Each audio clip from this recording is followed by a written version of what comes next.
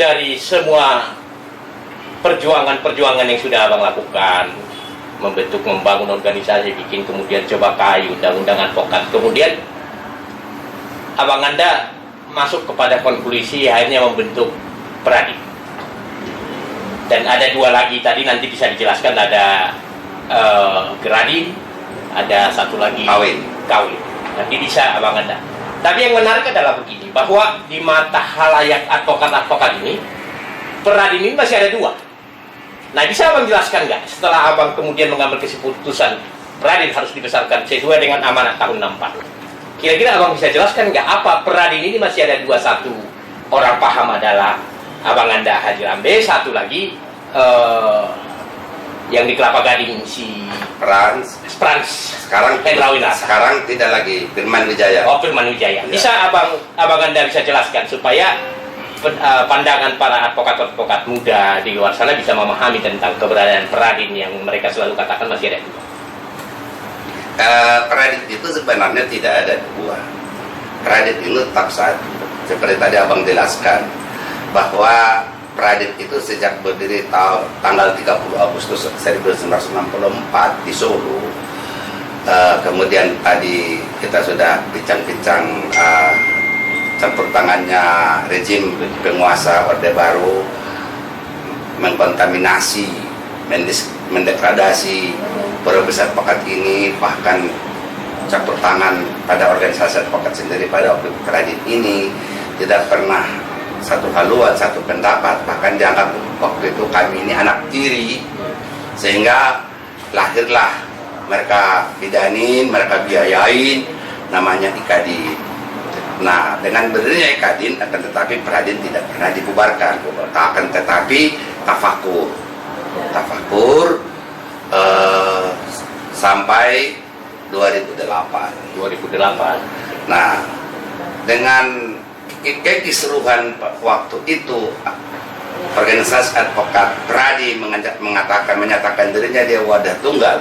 Kemudian berdirinya lagi Kongres Advokat Indonesia mengatakan dia pula yang benar. Padahal semua sesungguhnya itu dua-duanya sudah merupakan pengingkaran daripada undang-undang advokat itu sendiri. Maka sebagai organisasi tertua terjadilah kristalisasi dari tafakurnya pengurus-pengurus, maka kembali bangun memperingati ulang tahun ke-44 tanggal 30 Agustus 2008 di Hotel Sultan oleh para advokat-advokat senioren.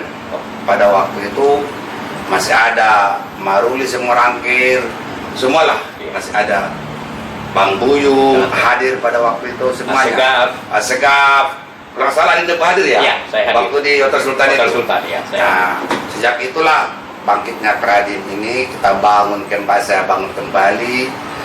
Nah, sehingga pada waktu itu yang pengurus lama semasa tafakurnya tinggal 2 orang lagi pengurus Peradin. Yang 2 orang ini sama-sama ketua bidang. Siapa itu? Satu ketua bidang Ketua DPP Peradin bidang organisasi Bang Buyung. Kemudian satu lagi Ketua bidang pembelaan anggota Peradin Abu Bakar. Oh, Abu Bakar dari Ambon ya? Enggak, Abu Bakar orang Padang. Nah, ini yang dua ini. Waktu itu posisi Pak Bang Buyung aktif sebagai one team press, dengan demikian ini tidak dipakai sebagai pengurus. Nah, advokat Abu Bakar ini, beliau ini sudah sepuh sekali, bahkan pendengaran pun sudah dibantu dengan alat pendengar. Beliau masih menyanggupin dengan catatan bahwa dia sanggup melakukan dalam tempo 1 tahun. Oktober 2008 kami rapat waktu itu, dia menyanggupin untuk 1 tahun. Saya adalah ketua umum menyatakan diri sebagai transisi. Ketua umum transisi Peradin. Lanjutan dari Peradin 64. Ya, 64. Nah, akhirnya kita sepakat, kristalisasi terjadi, berjalanlah operasi, mulai kita mengadakan konsolidasi. Alhamdulillah waktu itu anggota kita masih ada sekitar 200 orang lagi. 200 orang. 200 orang lebih advokat senior Ya. di seluruh Indonesia yang sudah umurnya di atas 60 pada waktu itu. Ya. Nah, kita memakai sekretariat di sini, Jalan Di kantor. Daan Mogot nomor 19 C Grogol, Jakarta Barat Ya. ini. Kemudian posisi abang waktu itu sebagai maaf ada sedikit ralat. Selain daripada yang dua tadi, sekjen itu juga sekjen yang lama masih ada, Pak Maruli Semorangki. Oh, Pak Maruli Semorangki. Nah, ini sekjen ini. Ya, Bang. Iya. Nah, makanya seluruh segala sesuatu administrasi, inventarisasi warisan itu diberikan almarhum Bang Maruli kepada saya. Ya, ya. Nah, ini yang jadi sehingga saya posisi salah satu ketua. Waktu di pengurus transis itu salah satu saya ketua bidang organisasi. Ketua bidang Organisasi. Kemudian waktu seiring berjalan sampailah waktunya 1 tahun menjelang Oktober, kongreslah kita di Tangerang. di Tangerang. Oke. Tangerang. Di apa? Hotel apa? Di hotel atau Di hotel. Oke. Hotel Apa ya? GSW. Ya. GSW. Itu kongres pertama pasca 64 tahun 64. Bukan pertama, kongres kelima itu, Ya. kongres ke-7. Setelah 64. Ya, kongres ke-7. Kongres ke-7 lah Ya, kongres ke-7 itu. Nah, di dalam kongres yang terpilih di situ adalah abang. Oh, Abang Anda lah Ya, sebagai saya ketua. terpilih jadi ketua umum. Tapi saya lihat advokat-advokat senior ini masih ada minat. Padahal tujuanku sebenarnya bukan untuk merebut jabatan, mencari jabatan, tidak. Semata-mata saya ingin mendudukan proporsional. Ya. Profesor advokat yang officium nobile itu bagaimana sih? Ya. Advokat profesional yang bagaimana sih? Ini cita-cita Pradit ini kan ke sana. Ya. Buat saya pada waktu bukan jabatan, saya cari takan, saya minta itu tolong ini, biarlah saya yang bekerja, silakanlah pimpin saya, pimpin kami di sini. Jadi saya ambil posisi sebagai sekjen, silakan kalian pilih. Ya. Dipilihlah dan 7 orang si Prans. Oh, Prans Winata. Itu bukan kongres itu, ini dulu kongres. Di luar kongres? Ya, Oh. udah karena saya terpilih sebagai ketua umum, saya belum sanggup, bisa saya sanggup sekjen, mari kita pilih Pak Prans. Prans, oke. Udah, jadi selesailah itu. Oke. Seiring waktu berjalan Ya. untuk menselaraskan organisasi yang lama, anggaran dasar yang lama kepada organisasi yang baru, terjadi lagi manipulasi di situ, perselingkuhan, tekun meniku. Oh. Tidak ada Pradin 64, yang ada adalah Pradin New. Wah, ini saya marah. Ini sudah merupakan pengkhianatan terhadap pada Pradin. Saya ambil posisi. Saya bilang kalau ini caranya, saya gerak lagi KLB. Gitu. Berarti Abang melaksanakan KLB lah. KLB.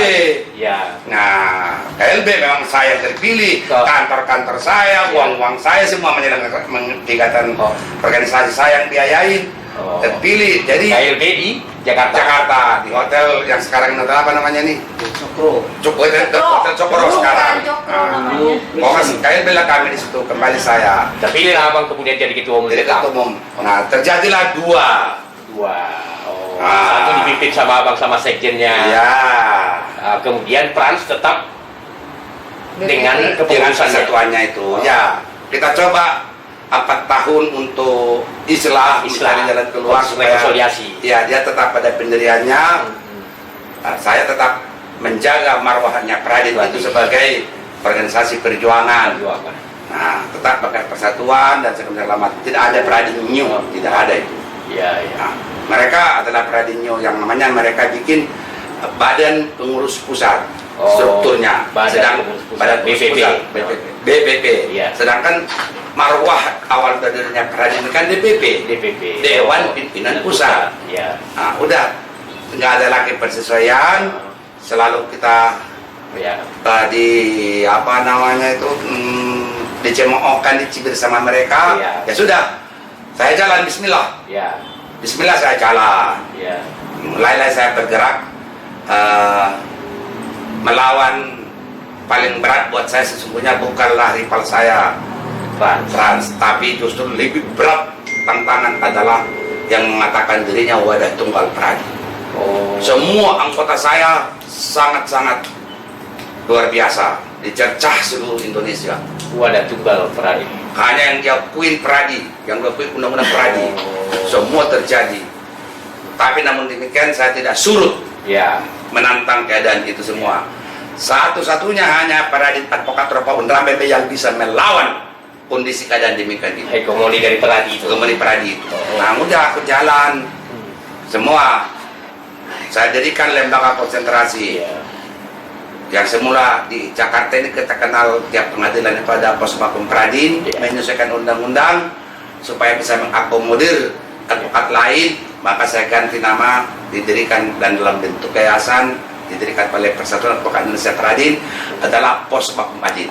Pos Vakum Adin. Dari semula Pos Vakum Pradin. Dari Pos Vakum Pradin kemudian berubah menjadi Pos Vakum Adin. Yang kemudian kita tidak bisa menutup mata di hampir seluruh pengadilan Indonesia. Seluruh Indonesia ada. Nah, itu yang maksudnya itu. Nah, iya. Oh, boleh abang ceritakan itu. Nah, udah kita bangun semua ini lembaga konsentrasi karena banyaknya pencari keadilan yang betul-betul sangat mendambakan kehadiran Pos Vakum Adin ini.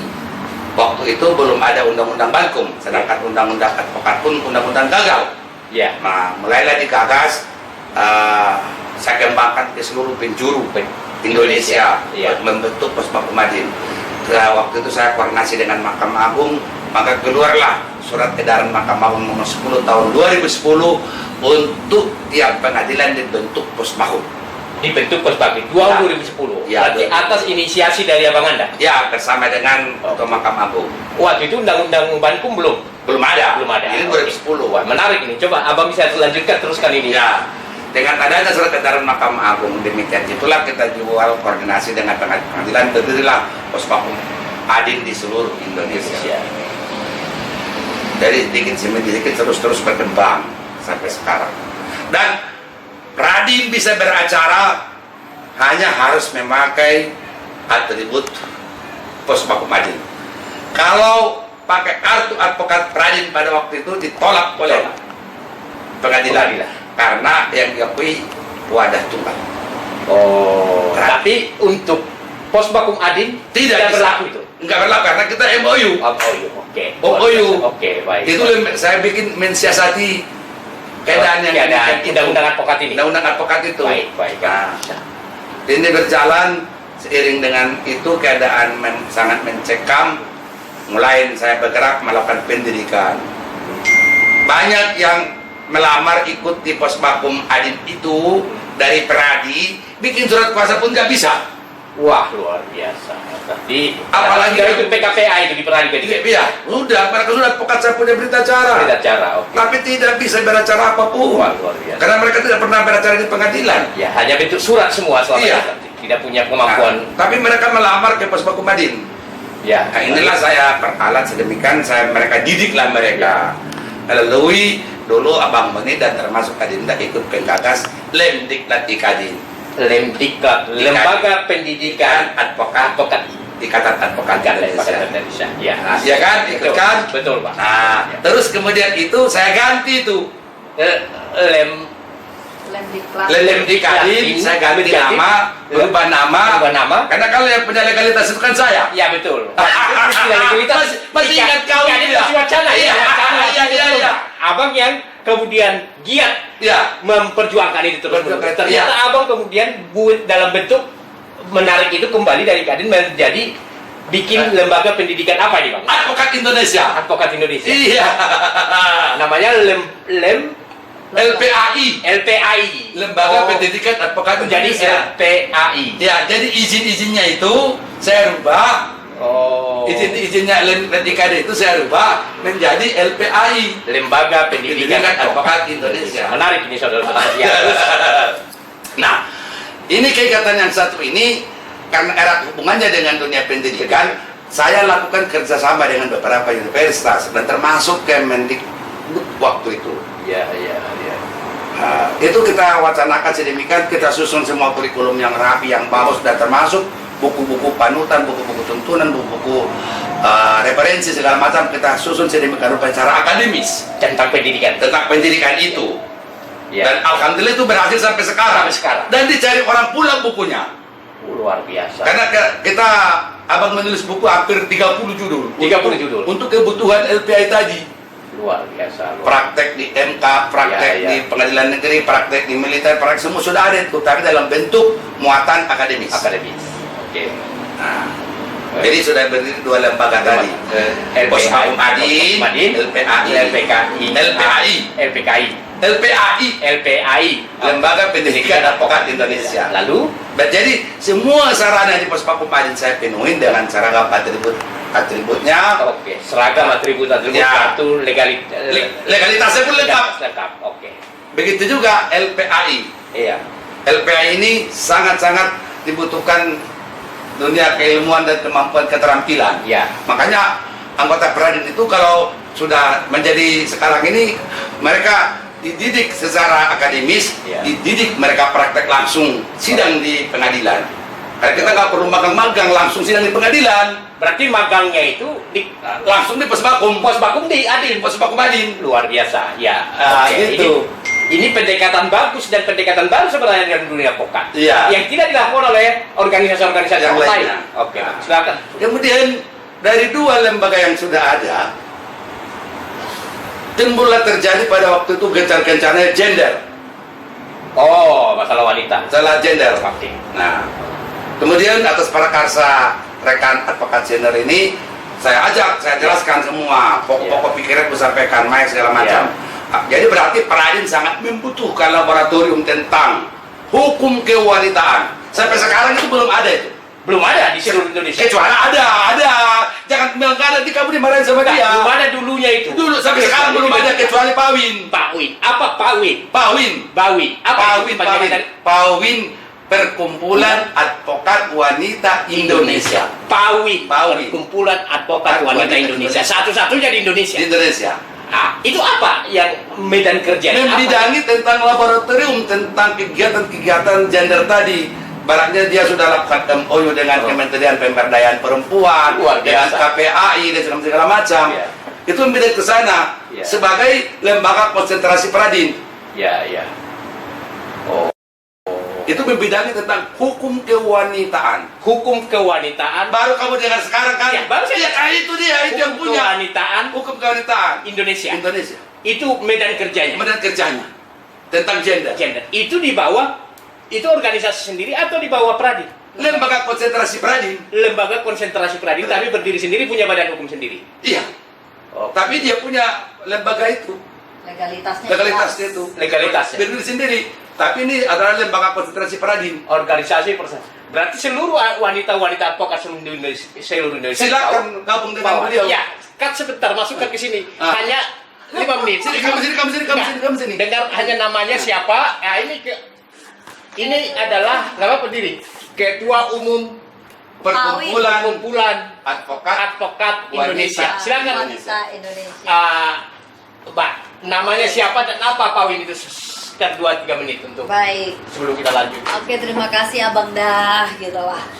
Jadi memang melihat waktu itu marak-maraknya kasus yang berkaitan dengan gender, Pradin setelah mendeklarasikan namanya menjadi Perkumpulan Advokat Indonesia di tahun 2014, kami punya ide. Bahkan saya dulu sempat berkomunikasi sama Pak Ketum. Ya, Kita ini kan wanita yang notabene penegak hukum, betul. ya kan? Karena saya secara sejarah adalah anak kolong, Ya. anak keluarga besar Polri, Polri. papa saya Polri. Saya melihat Ya. kalau di Polres itu kan ada PPA, Ya. ya, yang khusus menangani wanita, Urusan anak, anak, dah. Terus di tentara juga ada KOWAT, Ya. ya kan? Ya. Di polisi ada Polwan, di tentara ada KOWAT. Kenapa di advokat kok tidak Ya. ada? Itu kemudian itu ide saya. inspirasinya. Yes, dan saya Dengan bilang panduan dari Abang Anda. karena melihat apa ya, eksistensi dan kebutuhan. Karena saya pernah mendampingi klien, itu saya sampai pulang jam 3 pagi. Ya. Sedangkan notabene saya, seksualitas saya adalah seorang wanita yang notabene agak dianggap remeh Ya, oleh orang halayak umum. Saya usul sama Bapak Ketum, saya usul deh penegak hukum yang notabene seorang advokat wanita, apalagi tolong diperlakukan sama seperti Polwan supaya bisa dipersenjatai. Karena medannya itu kan luas. Betul. Dan saya pun harus keliling ke daerah-daerah pedalaman sendirian. Didiskriminasi. Yes, sebagai itu yang wanita. terjadi, Iya. gitu loh. Nah, sejak itu ditanggapin sama Pak Ketum, Pak Rambe, bahwa konsentrasi kita untuk penegakan hukum-hukum kewanitaan didirikanlah PAWIN. Oh. Nah, sejak PAWIN berdiri, automatically saya berpikiran dong, Iya. lembaga-lembaga yang ada di Indonesia, ya lembaga negara khususnya, yang menangani kasus anak siapa? KPAI. Kita bikin MOU dengan KPAI. Oh. Nah, terus yang khusus penanganan kekerasan seksual, korban-korbannya siapa? Ada lembaga negara, Komnas HAM bidang perempuan, yaitu Komnas Perempuan. Komnas Perempuan. Kita lagi MOU dengan MOU. Komnas, nah menjadi mitra Komnas Perempuan. Nah, setelah itu mengerucut lagi. Nah, siapa nih wadah negara yang melindungi kita-kita? Ada KPPA. Ya. Ya kan? Nah, Kementerian Pemberdayaan Perlindungan Perempuan dan Anak sudah there. Sudah ada Sejak MOU. tahun 2014 nama kita sudah bertebaran dan Sudah MOU. Yes. Ya, buat para advokat wanita di seluruh Indonesia, Anda masih bingung mencari tempat berteduh, wadah perlindungan atau wadah untuk berakselerasi bekerja bersama. Ini Ketua Umum PAWIN. PAWIN. Iya. PAWIN. Perkumpulan Advokat Wanita Indonesia, di Namanya? mana nama Nama saya Ketua Umum. Advokat Erlin Cahaya Sugiyarti SHMH. Jangan ragu, silakan kontak Ibu Erlin. Erlin sebagai Ketua Umum PAWIN. PAWIN. Iya. Terima kasih. Kita kembali lagi bentuk oleh Sebagai lembaga konsentrasi lembaga konsentrasi Pradin. Pradin. Tadi sudah dijelaskan. Nah, kemudian ada Gerakan. Gradi. Ya, Apalagi nih? Coba bisa dijabarkan semua Eh, supaya. setelah berdiri 3 lembaga konsentrasi Pradin, masih kurang. Karena Pradin ini kan hanya merupakan payung, umbrella, Iya. semua kegiatan. Dia kan hanya sebagai komando, sebagai leader. Perlulah di sini untuk laboratorium hukum, Penelitian. dan sebagainya. Maka dipandang perlu ada anggota, sebenarnya anak saya kandung nomor 2 mengusulkan kepada bapaknya, Pak, kita coba untuk gerakan-gerakan ini.